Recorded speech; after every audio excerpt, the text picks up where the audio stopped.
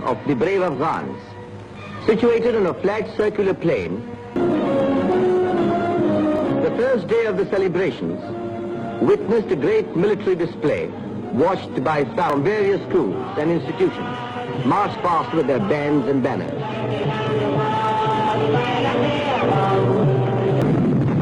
Alighting from the car, His Majesty got into a jeep to inspect his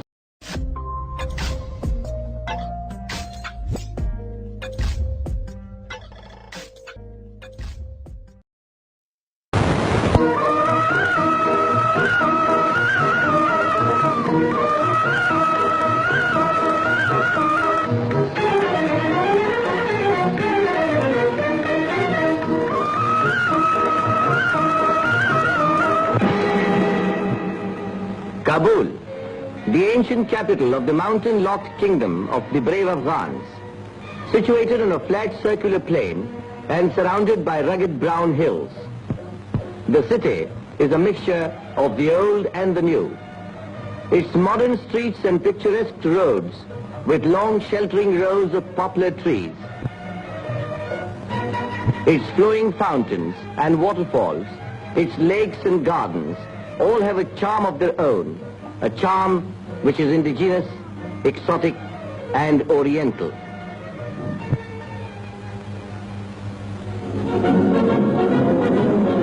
Every year, the freedom-loving Afghans celebrate the last week of August as their Independence Week.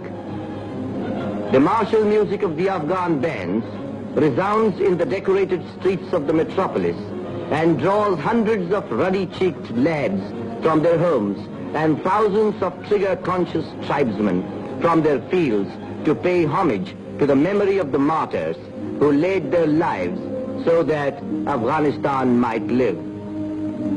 Liberty-loving Afghans cherish their national freedom above everything else. And these monuments remind them of the heroic sacrifices of generations of their countrymen in the cause of national independence. And this is the monument commemorating martyrdom of the great Mujahid, the late King Nadir Shah, the father of modern Afghanistan.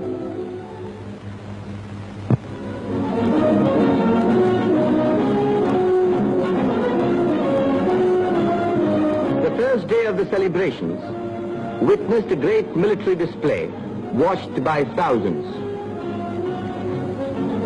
Steel-helmeted soldiers in their slick uniforms, armored cars and mounted guns. Such is the martial splendor of Afghanistan, poised to honor His Majesty the King, whose arrival everybody is waiting so eagerly. Punctually at 8:20 a.m., His Majesty arrived in the royal car. He was welcomed by His Royal Highness the Prime Minister and the Chief of the General Staff, and was offered a salute of 29 guns. Alighting from the car, His Majesty got into a jeep to inspect his faithful warriors.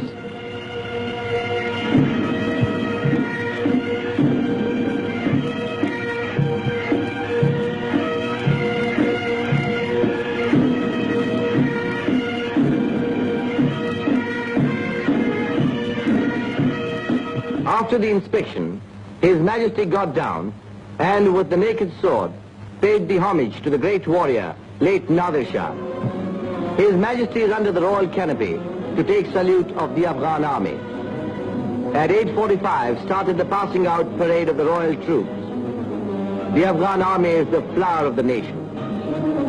The newly commissioned cadets, the young students of the military academy, short-term trainees, rows of policemen and grenadiers march past His Majesty to the accompaniment of the military tunes of the Afghan bands.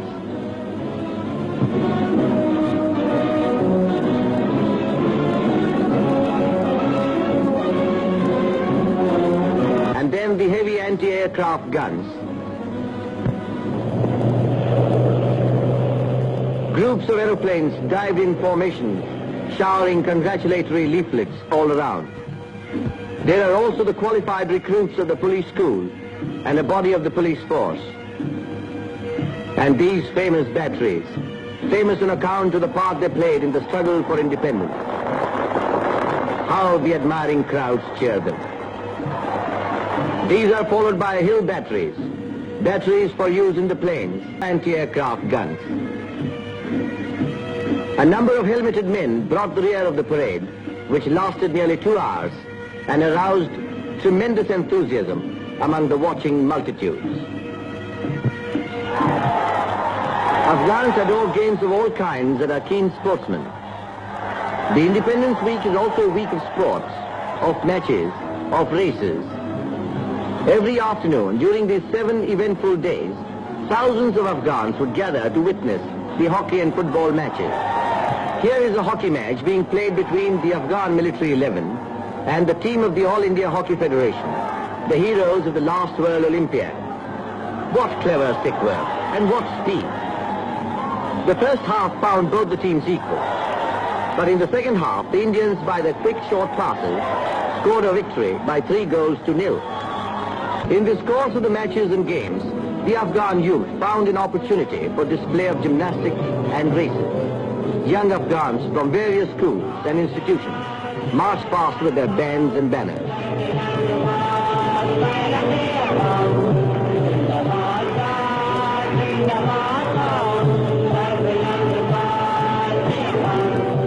The gymnastic demonstration gave evidence of suppleness of bodies and hard and arduous training. And now watch a football match between the Alliance Club and the All India Football Federation 11. A great game indeed. Both the sides displayed equal dexterity and speed. The Indians stole a lead in the first half by scoring a goal, which the Afghan side soon after equalized.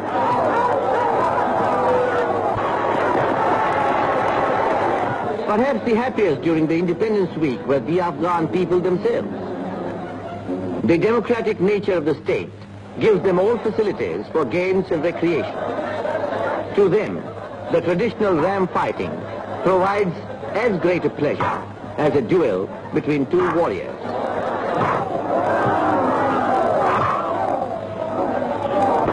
Finally, the dancing. The Afghan youths have their own way of dancing to the beating of the drum and the sweet melody of the flute. They let themselves go. Gradually, the music becomes faster, and so do the dancers.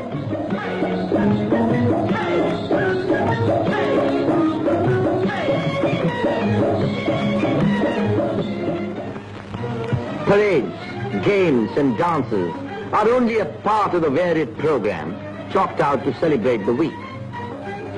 An important event is the exhibition of Afghan arts and crafts. In spite of its insular position, Afghanistan has made lots of progress in the industrial field and well maintained its cultural heritage.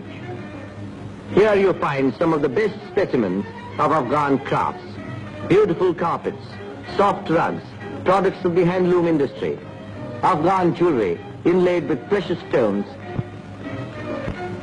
The merchants and the manufacturers really do some brisk business during these days. Another major attraction during the celebrations is the Indian Arts Exhibition organized by the Indian Embassy. The Honorable Dr. Keska, Indian Deputy Minister for Foreign Affairs, and His Excellency Shri Roop Chand, Indian Ambassador to Afghanistan, took great pains in making this show really representative of their country's art. Afghan hospitality is proverbial. His Royal Highness the Prime Minister, Sardar Shah Mahmud Khan Ghazi, invited the Indian team to his beautiful residence, complimented them on their skill in the game,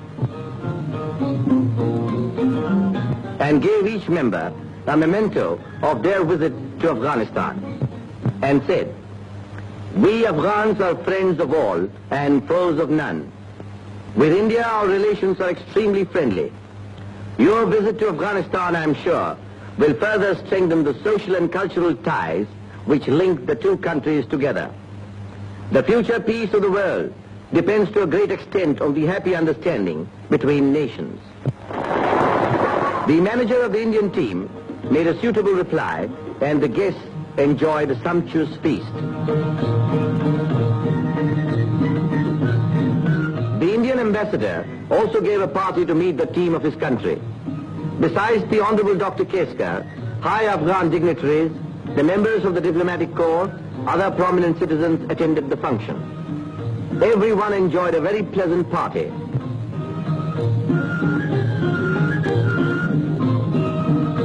Finally, the Indian merchants in Afghanistan arranged a feast to meet their country's foreign minister.